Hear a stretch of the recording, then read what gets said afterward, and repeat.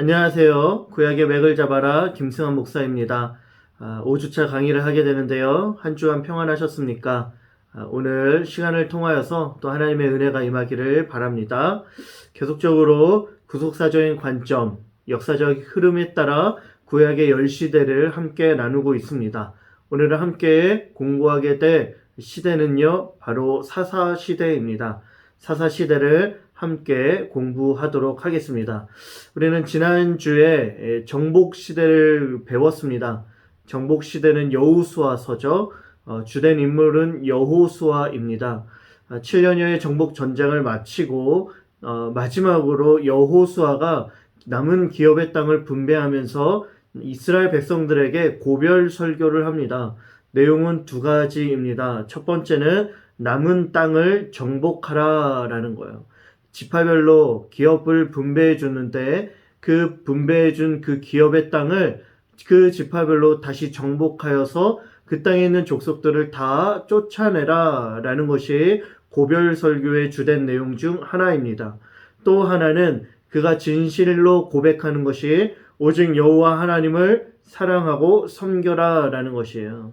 이 땅에 보기 좋은 신들이 아니라 오직 여호와 하나님, 지금까지 함께 하셨던 그 하나님을 우리는 오직 섬기며 사랑해야 한다라는 것들을 이야기하고 있습니다. 그래서 나와 내 집은 오직 여호와 하나님만을 섬길 것이다. 너희도 섬길 자를 택하라 라고 고별 설교를 남기게 됩니다. 이 설교를 들은 자들이 바로 사사기의 시대를 이어갈 인물들이 되는 것이죠. 사사시대입니다. 사사시대는 이렇게 쉽게 이야기를 하면 하나님이 이스라엘이 자율적으로 살아가기를 바랬지만 이스라엘은 반복적으로 범죄하고 주변의 압제자를 통하여서 징벌하시면 고통 중에 부르짖을 때에 하나님께서는 사사를 세우셔서 다시금 구원해 주시는 것들을 보게 됩니다. 이것들이 계속적으로 반복되어진 이 시대를 사사시대라 이야기를 하게 됩니다. 사사시대 안에 일어난 네 가지의 주요 개념, 사건으로는 실패의 연속, 그리고 악순환, 그리고 사사들, 그리고 죄인들의 실상입니다. 이 네 가지의 개념들을 함께 나누면서 사사시대 안에 일어났던 일들이 어떠한 일들이며 그리고 그 일들 안에 어떠한 사람들이 등장하고 있는지를 우리가 살펴보도록 하겠습니다. 이름에서도 우리가 알 수 있듯이 반드시 짚고 넘어가야 할 주요 개념은 바로 사사입니다. 사사란 과연 어떤 사람일까요? 사사란 과연 무엇을 하는 사람일까요? 사사시대를 대충 한 350여 년이라고 봅니다. 350여 년의 시간 동안 사사들이 통치했던 시대이죠. 사사, 고대 이스라엘 사회 가운데 그들이 했던 역할들이 세 가지가 있는데 재판관, 그리고 통치자, 그리고 군사적 지도자입니다. 이 내용들은 뒤에 사사들에 대한 부분들에서 다시 한번 언급하며 이야기하겠습니다. 무슨 말이냐? 사사들은 이 당시에 지도자였고 하나님께서 이스라엘 백성들을 바르게 이끌어가기 위해서 세운 하나님의 사람이었다라는 것들을 우리가 알 수 있는 것이죠. 이러한 영적인 지도자들을 통하여서 하나님께서 이스라엘 백성들을 이끌어가던 시대, 이 시대가 바로 사사 시대입니다. 그런데 이러한 사사들이 여러 명이 계속적으로 등장하며 나오고 있는 것이죠. 왜냐하면 이스라엘 백성들이 반복적으로 사사들에 의해 구원을 받음에도 불구하고 하나님 앞에서 범죄하며 죄를 짓기 때문입니다.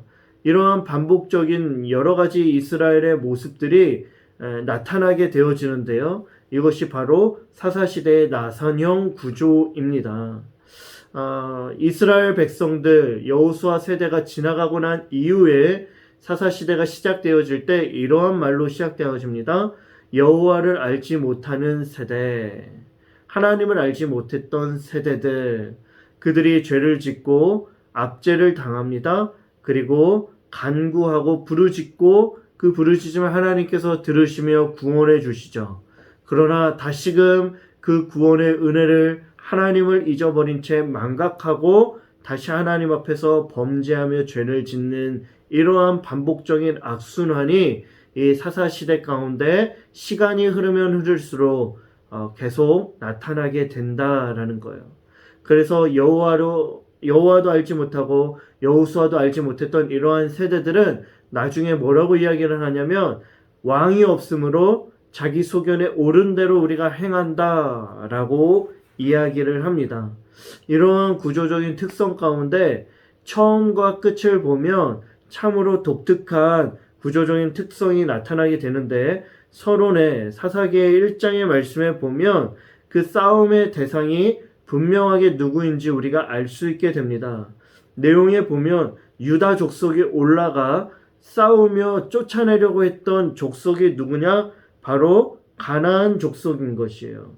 그런데 여호와를 알지 못했던 세대, 그리고 하나님 앞에 범죄했던 세대, 자기 소견에 옳은 대로 살았던 그 사람들은 나중에 이제 20장 말미에 사사기의 후반에 가면 싸움의 대상이 바뀌게 되는 것들을 우리가 보게 됩니다. 싸움의 대상이 바뀌었는데요. 누구일까요?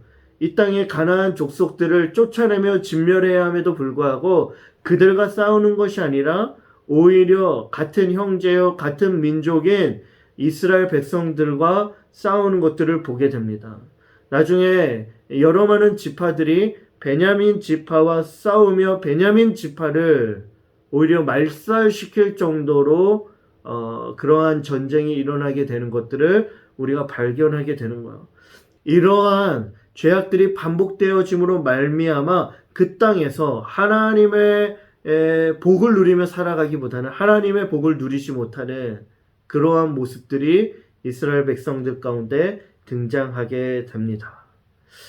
첫 번째로 우리가 살펴볼 것은 왜 그렇다면 이러한 실패가 등장하게 된 것인가? 실패의 연속을 살펴봐야 하는 것이죠. 여호수아 이후 정복도 또한 신앙도 하나님 앞에서 실패하는 것들을 보게 됩니다. 무엇보다도 여호수아가 남겼던 그 고별의 설교 두 가지 내용을 이루지 못하는 것들을 바라보게 되는데요. 사사기 2장 2절 말씀에 보면 너희는 이 땅의 주민과 언약을 맺지 말며 그들의 제단들을 헐라하였거늘 너희가 내 목소리를 듣지 아니하였다라는 것이죠. 어찌 그리하였느냐라며 하나님께서 책망하십니다. 이스라엘 백성들이 두 가지를 실패합니다. 첫 번째는 남아있는 가나안 땅을 정복하는 것, 그 땅의 족속들을 쫓아내는 것에 실패하게 되어지고 그로 말미암아 일어난 하나님 여호와를 향한 신앙, 여호와 하나님만을 사랑하고 섬겨야 할 이스라엘 백성들이 하나님을 떠나고 우상을 숭배하는 등 하나님을 향한 신앙에서 실패하는 것들을 바라보게 됩니다. 여호와의 목소리를 청종하지 않은 이스라엘, 그로 말미암아 가나안 족속이 이스라엘의 가시와 올무가 되어져서 하나님의 복을 누리지 못하는 그러한 이스라엘의 형편과 처지로 만들어 버린다라는 사실입니다. 그래서 두 가지를 살필 텐데요. 첫 번째 실패, 가나안 정복의 실패입니다. 가나안 땅의 모든 족속들을 이스라엘 지파는 기업을 분배받은 땅에서 쫓아내고 그 땅을 정복해야 합니다. 그런데 그들을 쫓아내지 못했다라는 거예요. 사사기 1장 19절입니다. 여호와께서 유다와 함께 계셨으므로 그가 산지 주민을 쫓아내었으나 골짜기의 주민들은 철병거가 있으므로 그들을 쫓아내지 못하였다 이야기합니다. 왜 쫓아내지 못했을까요? 철병거가 있었기 때문이다 라고 이야기하며 그들의 마음 가운데 두려움이 일어나기 시작한 것입니다. 그래서 반복적으로 일어나는 것이 쫓아내지 못했다라는 것이에요. 유다, 말씀드린 것처럼 철병거로 인해 쫓아내지 못했다라고 나오고 베냐민 지파도 여부스 족속을 쫓아내지 못했다라고 이야기합니다. 므낫세 족속은요, 므낫세 지파는요, 그들도 그 땅의 백성들을 쫓아내지 못하였다. 가나안 족속이 결심하고 그 땅에 거주하였다라고 이야기합니다. 이스라엘이 강성한 후에 가나안 족속에게 노역을 시켰고 다 쫓아내지 아니하였다라고 이야기합니다. 오히려 역전이 된 거예요. 아모리 족속이 단 자손을 산지로 몰아넣었다라는 이야기가 나옵니다. 사사기 1장에서는요, 계속적으로 반복되어지는 말씀이 쫓아내지 못하였다라는 거예요. 가나안 땅 거민 족속들을 완전히 정복하지 못한 채 그 땅의 사람들과 함께 지내며 살아가게 되었고, 그것이 그들에게 가시와 올무가 되었다라는 사실인 것이죠. 그들로 말미암아 진멸의 대상이었던 그들을 쫓아내지 않음으로 말미암아 하나님을 향한 신앙도 무너지게 된 것이에요. 그래서 두 번째 실패가 하나님을 섬기지 못한 실패입니다. 이스라엘이 범죄하게 되어져요. 하나님 앞에서 악을 행하며 우상을 숭배하게 되어집니다. 바알과 아세라 등 그 땅의 백성들이, 그 땅의 족속들이 섬기던 우상을 숭배하게 되는 것. 하나님께서 이것을 진노하시는 것이죠. 그러면서 이러한 진노에 대한 하나님의 심판으로 이들에게 노략하는 자의 손에 넘겨주며 이스라엘 백성들이 노략을 당하게 한다라는 것이에요. 그러한 이방인들의 압제를 당할 때에 이스라엘 백성들이 대적의 압박과 괴롭게 함을 받아 슬피 울며 부르짖게 되는 거예요. 하나님께 부르짖죠. 그렇게 부르짖을 때 하나님께서는 그 백성들을 구원해 주시기 위해 사사들을 세우십니다.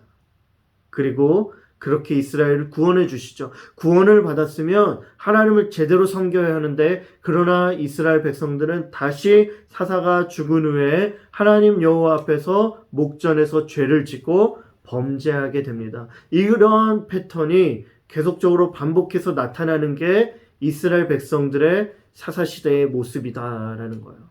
그렇다면 여호와 목전에서 악을 행하며 바알을 왜 섬겼던 것일까요? 이스라엘 백성들이 광야 세월을 마치고 이제는 가나안 땅으로 들어왔습니다. 이제 그들의 삶의 터전이 정착이 되어지면서 이제는 유목민 생활에서 농경 사회로 그 삶이 달라지게 되었던 거예요. 그래서 이전에 하나님은, 우리를 여기까지 인도했던 하나님은 어떤 하나님이냐? 광야 시절 인도해 주셨던 하나님, 그리고 그 모든 싸움과 전쟁에서 승리케 해주신 하나님이시다라는 거예요. 그래서 농경사회로 진입하게 되어지면 새로운 신이 필요한 것이죠. 풍요의 신, 또한 다산의 신, 이 땅에서 형통할 수 있도록 우리를 보장해 줄 수 있는 그 신이 필요했는데, 가만히 보니까 그 땅의 거민들이 바알을 숭배했다라는 사실입니다. 바알을 숭배함으로 말미암아 그 땅에서 형통을 누렸던 모습들을 보면서 이스라엘 백성들이 하나님을 버리고 바알과 아세라 우상을 섬기며 이제는 풍요와 다산과 형통을 바라며 그렇게 하나님 앞에서 범죄하게 되었다라는 사실입니다. 여러분들, 이러한 농경사회로 들어가게 되어지면서, 그리고 정착하게 되어지면서 세대가 조금씩 달라집니다. 첫 번째 가나안 땅을 정복했었던 여호수아와 함께했던 그 첫 번째 세대는 그들이 사는 날 동안 여호와 하나님의 큰 일을 보게 되는 거예요. 여호와 하나님께서 행하신 놀라운 일들, 요단을 건너게 했고 여리고를 무너뜨린 그 놀라운 하나님의 능력을 경험하며 우리도 여호와 하나님을 섬기겠습니다, 사랑하겠습니다 라고 다짐합니다. 그런데 그들이 지나간 이후에 새로운 세대가 일어나게 됩니다. 그들을 향하여 뭐라고 이야기를 하냐면 그 후에 일어난 다른 세대다라고 이야기를 해요. 다음 세대가 아니라 다른 세대입니다. 이 다른 세대의 특징이 무엇이냐면 너무나도 무서운 것인데, 그들은 여호와께서 우리를 위하여 행하신 큰 일을 보지 못했고 알지도 못했다라는 거야. 여호와 하나님을 알지 못한 세대가 다른 세대로 등장하게 되어지면서 바알과 우상을 숭배하게 되었고 하나님을 떠나며 하나님 앞에서 목전에서 죄를 범한 세대가 되었다라는 것입니다. 그러한 세대가 계속 진행되어지면서 또 다른 세대가 등장하는데 그 세대는 제3세대입니다. 사사를 통해 하나님의 구원을 경험했지만 사사 그 이후에도 여전히 우상을 숭배하며 여전히 자기의 소견에 옳은 대로 하나님을 왕으로 섬기지 않은 세대들이 이 사사시대 안에 가득했다라는 거예요. 하나님을 알지 못했던 다른 세대들이 그 다음 세대들에게 여호와를 향한 신앙을 전수하지 못했고 오히려 자기 소견에 옳은 대로 행하는 삶을 그것을 전수함으로 말미암아 하나님 없는 세대, 우상 숭배한 세대, 영적으로 타락한 세대가 이 사사시대 가운데 일어나게 되었다는 거예요. 무려 350여 년간입니다. 긴 세월이죠. 다른 세대 여호와를 알지 못하며 여호와께서 이스라엘을 위하여 행하신 일도 알지 못하게 되었다는 거예요. 매우 무서운 일이죠. 그렇기 때문에 우리는 신앙을 전수할 수 있어야 합니다. 여호수아의 고별 설교, 남은 이 땅을 정복하고 그 땅의 족속을 물리쳐라. 그리고 여호와 하나님만을 섬겨라. 이것이 지금 우리에게도 메아리가 쳐서 울려오고 있는 것입니다. 우리가 이 땅 가운데 살아갈 때 이 땅의 것들을 우리가 쫓지 말아야 하고 오직 여호와 하나님만을 섬기며 사랑하며 그 하나님을 우리 다음 세대들에게 전수할 수 있을 때 영적인 타락이 아니라 영적인 큰 부흥을 경험하게 될 줄 믿습니다. 실패가 일어난 이후에 그런 이스라엘 백성들은 안타깝게도 악순환이 일어납니다. 범죄와 징벌, 부르짖음과 구원이 반복되어집니다. 1장부터 16장까지 오랜 시간 이루어지는 것이죠. 다음과 같습니다. 악순환이에요. 범죄, 징벌, 부르짖음, 구원. 사사시대 가운데 이것만 기억하시면 됩니다. 하나님 여호와 앞에서 범죄했고 이로 말미암아 하나님은 이방인들에게 이스라엘 백성을 넘기는 징벌이 일어나고 그 징벌로 인해 고통 중에 하나님 앞에 부르짖습니다. 그런데 그 부르짖음을 들으시고 하나님께서 어떻게 하시는 거예요? 사사들을 세워서 이방인의 노략자의 손에서 건져주시는 놀라운 구원을 베풀어 주신다라는 사실입니다. 그래서 사사들이 사는 날 동안에는 평화를 누리게 되는 거예요. 그런데 그 사사가 죽은 이후에 또다시 범죄하고 징벌, 부르짖음, 구원이 무한적으로 반복되어졌던 시기가 바로 이 사사시대. 그래서 이 악순환을 반드시 기억해야 합니다. 이런 악순환의 기본적인 가장 샘플, 사사의 사사, 첫 번째 사사 온니엘이 등장하게 됩니다. 이 악순환의 샘플 가운데 이 악순환의 순서를 잘 기억하면서 이 온니엘이 등장했던 그 당시의 상황을 살피면 우리가 좀 더 이해하기 쉬운데요. 첫 번째로 하나님 앞에서 범죄한 것입니다. 악행을 저지르고 우상을 숭배한 것이에요. 이스라엘이 여호와 목전에서 악을 행합니다. 그리고 여호와를 잊어버리고 바알들과 아세라를 섬기는 거예요. 그러한 모습들이 등장합니다. 하나님께서는 이렇게 범죄하는 이스라엘 백성들에게 진노하고 이스라엘 백성들을 이방인들에게 넘기는 거예요. 보면 여호와께서 이스라엘에게 진노했고 그들을 구산 리사다임의 손에 파셨다라고 이야기를 합니다. 그렇게 이방인들에게 넘겨지고 압제당하고 고통 중에 있을 때에 이스라엘 백성들이 부르짖습니다. 하나님께 부르짖고 고통 중에 부르짖는 것이죠. 그렇게 부르짖는 소리를 하나님께서 들어주셔서 그들을 구원하기 위해 누구를 세우느냐? 바로 사사를 세우는 거예요. 사사기 3장 10절 말씀에 보면 온니엘을 하나님께서 이스라엘의 사사로 세워주셨다라는 것들을 발견하게 되어지고 3장 11절 말씀에 보면 온니엘의 손이 구산 리사다임을 이겼다라고 이야기를 합니다. 그리고 그가 사는 날 동안 40년 동안 태평하였고 하나님의 구원을 경험하게 되었다라는 사실입니다. 그만큼 이러한 내용들이 반복적으로 이루어지면서 사사를 통해 하나님의 구원이 펼쳐졌다라는 것이에요. 우리가 사사기를 통해 반드시 알아야 될 중요한 주제는 바로 이것입니다. 그 사사의 시대 가운데 핵심 구절, 반드시 알고 넘어가야 할 구절이 사사기 17장 6절 말씀 그리고 21장 25절 말씀이에요. 그때 왕이 없으므로 사람마다 자기 소견에 옳은 대로 행하였더라. 이 구절 말씀은 꼭 알고 계시는 것이 좋습니다. 사사시대는요 다른 것 아니에요. 자기 소견에 옳은 대로 행동했던 시대, 하나님을 왕으로 섬기지 않았던 시대, 하나님을 알지 못하였고 말씀이 상실해진 시대였다라는 것이죠. 하나님께서는요, 당시의 사사시대 가운데 이스라엘 백성들을 어떻게 통치하시기를 원하셨는가? 하나님의 말씀으로 통치하시기를 원하셨던 것이에요. 그래서 기업을 분배할 때 두드렸던 특징 중에 하나가 레위 지파에게는 기업을 분배하지 않았던 것입니다. 하나님을 섬기는 지파로 레위 지파를 세워주셨는데 이 지파를 12개의 지파에 흩어진 48개의 성으로 흩어버립니다. 그래서 이 레위 지파가 흩어져서 해야 할 중요한 역할은 무엇이냐? 그들은 하나님의 말씀을 선포하며 하나님의 백성들을 가르쳐야 했던 것이에요. 다른 말로 얘기하면 이러한 레위 지파를 통해 선포되어지는 하나님의 말씀으로 하나님께서는 그 말씀으로 이스라엘을 통치하길 원하셨다라는 사실입니다.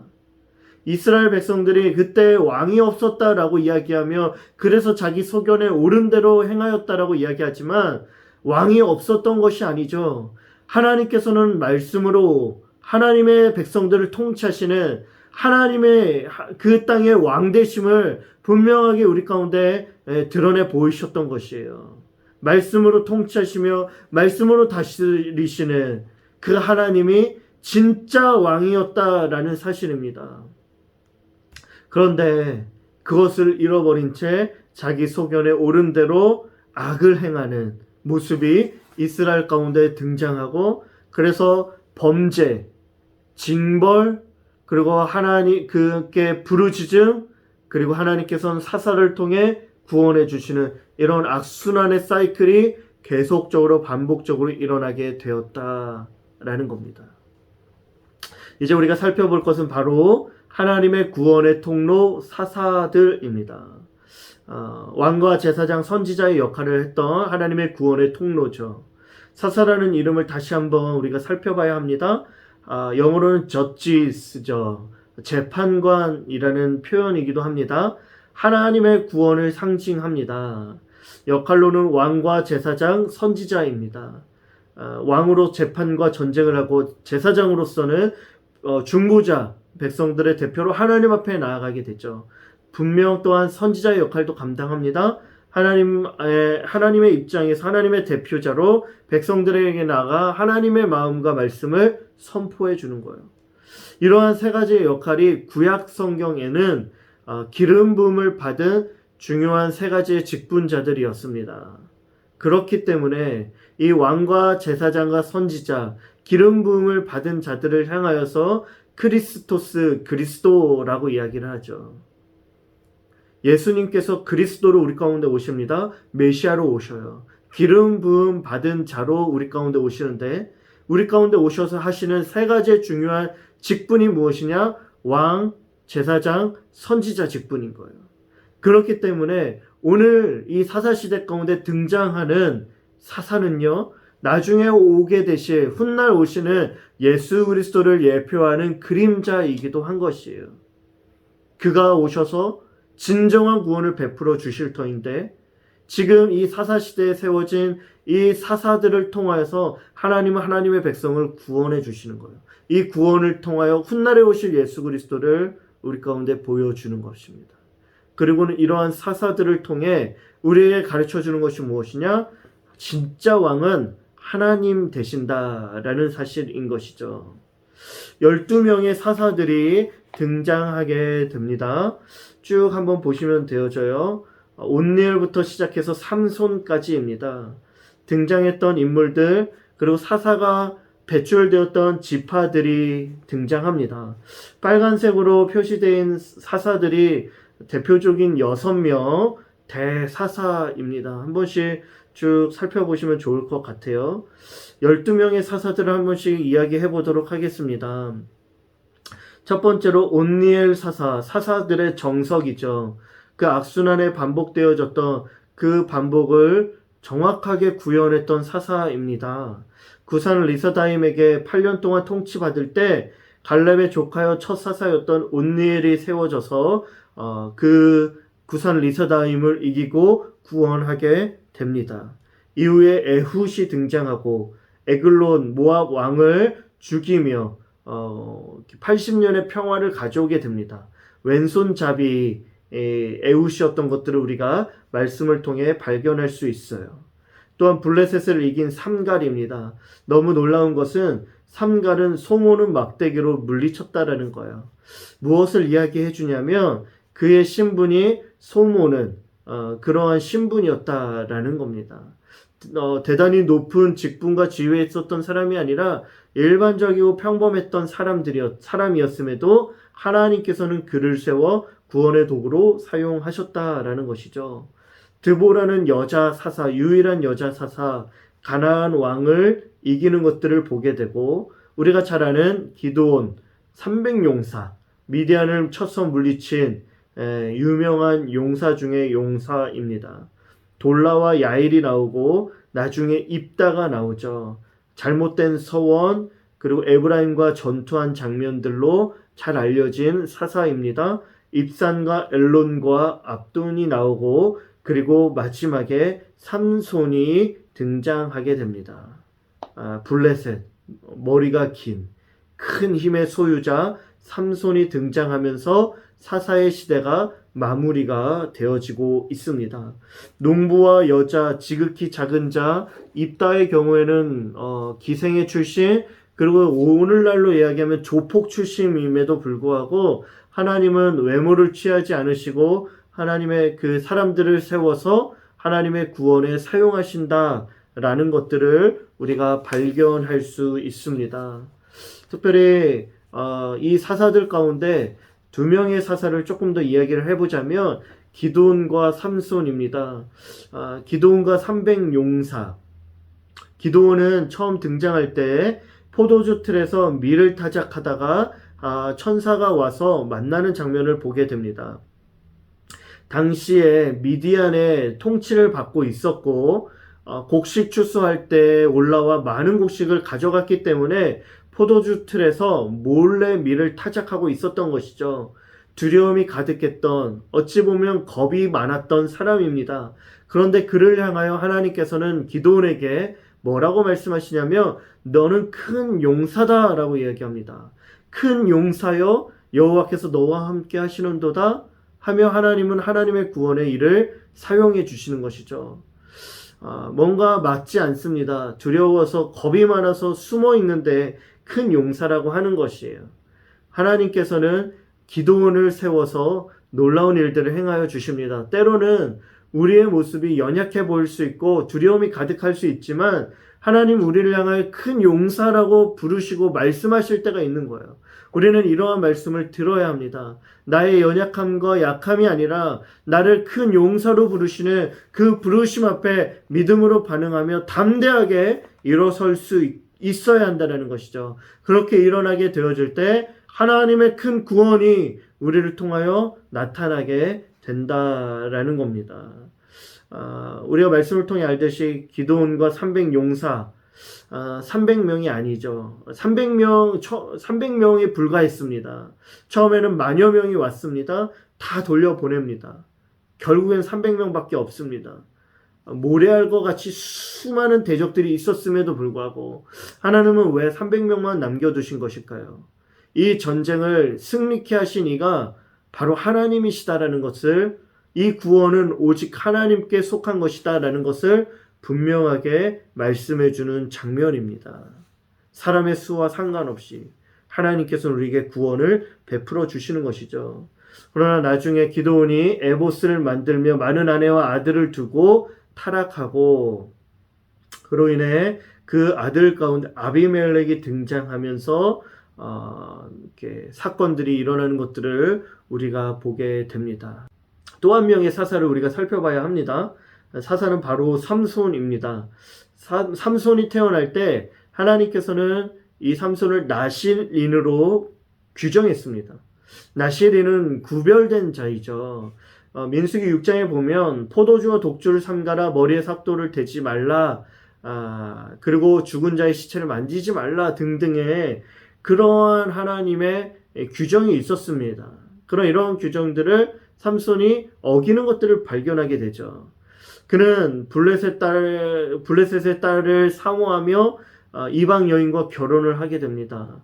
이러한 과정 가운데 블레셋들과 갈등을 일으키게 되어지고 그리고 많은 블레셋 사람들을 죽이게 됩니다. 그래서 블레셋 사람의 원수가 되어지는 것이죠. 이 과정 가운데 사자를 맨손으로 죽이고 나귀 턱뼈로 죽이는 장면들, 그의 힘이 얼마나 대단했는지도 우리가 알 수 있게 되어져요.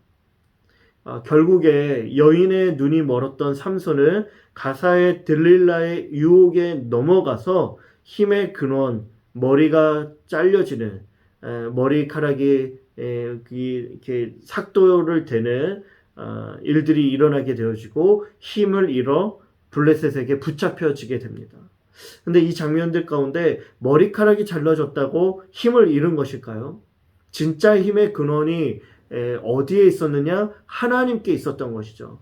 내용의 말씀 가운데 보면 여호와 하나님께서 함께 하시지 아니하였다라고 등장합니다. 그가 하나님께서 이 삼손에게서 떠남으로 말미암아 그가 자랑할 수 있었던 그 힘도 없어진 것이죠. 머리카락이 아니라 여호와 하나님께 힘이 있었던 것입니다. 마지막 삼손은 하나님 앞에 한 번 더 힘을 달라 기회를 달라 말씀하며 다곤 신전에 모인 블레셋 사람들을 그 신전을 무너뜨리며 죽이게 되고 그렇게 삼손이 사라집니다. 우리 6명의 대사사들의 구원 이야기를 좀 살펴보면 사사기에서 이야기하고자 있는 핵심 주제가 무엇인지 뚜렷하게 등장합니다. 가장 먼저 등장한 사사 온니엘은 사사의 정석입니다. 그 다음에 등장한 에훗이 등장하는데 에훗은 왼손잡이죠. 고독한 영웅입니다. 홀로 등장합니다. 동쪽 베냐민이에요. 이와 짝이 되는 사사가 바로 마지막 사사 삼손입니다. 삼손도 홀로 블레셋과 싸움을 벌이며 고독한 영웅입니다. 그는 서쪽의 단지파에서 나왔어요. 에훗과 삼손이 짝이 되었던 것처럼 드보라와 입다가 짝이 되어집니다. 여인에게 의존하며 구원받기를 원했던 이스라엘의 모습처럼 입다, 추방된 사람, 멸시받은 사람, 그리고 쫓겨난 자였던 입다에게 이스라엘 장로들이 와서 우리를 구원해달라 하며 의존하는 모습들이 등장합니다. 그러함으로 말미암아 우리를 구원해달라 이야기하는 것이죠. 드보라와 입다가 짝을 이루게 되어지면서 이제는 그 내용의 핵심 부인, 중심 부인 기드온과 아비멜렉으로 들어가게 됩니다. 기드온이 타락하기 전에는 바알을 공격하면서 바알을 무너뜨립니다. 오직 여호와 하나님이 왕되어 주신다라고 이야기를 하는 것이에요.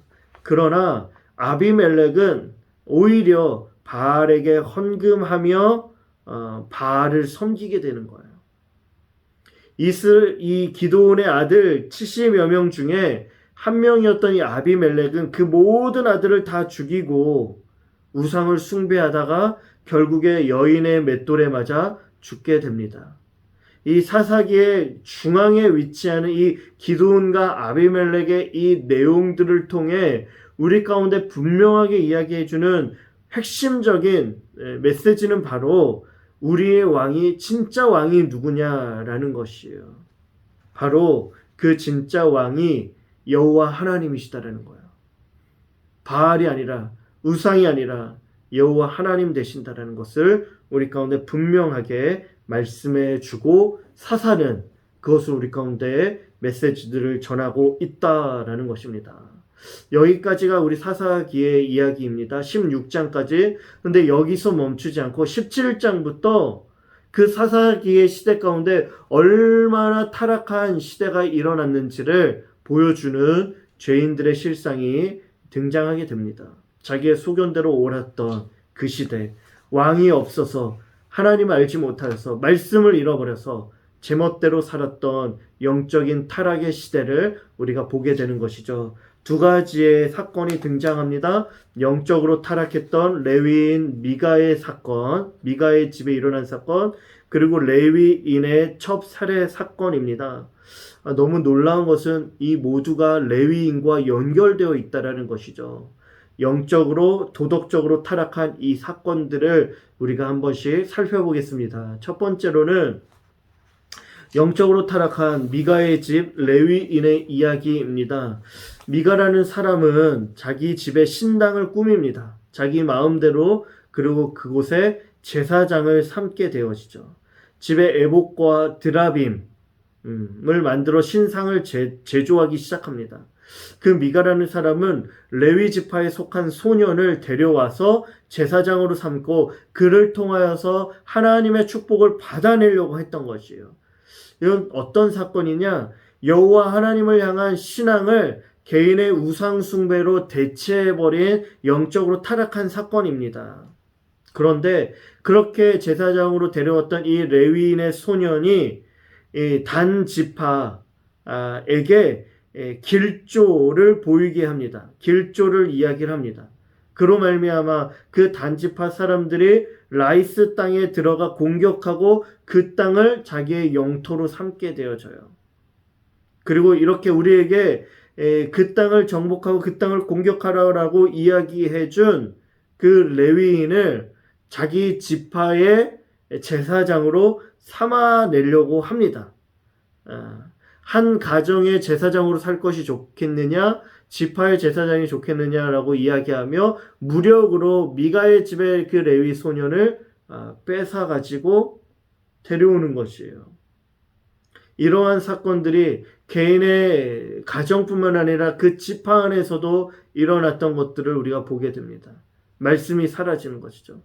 욕심과 야망이 가득한 세상, 조작된 신, 내가 만든 신, 종교적인 혼란과 혼재된 종교 생활, 이렇게 가족 종교, 가정 종교화 되어지고 우상 숭배가 만연되어진 당시의 시대의 모습들을 우리가 보게 됩니다.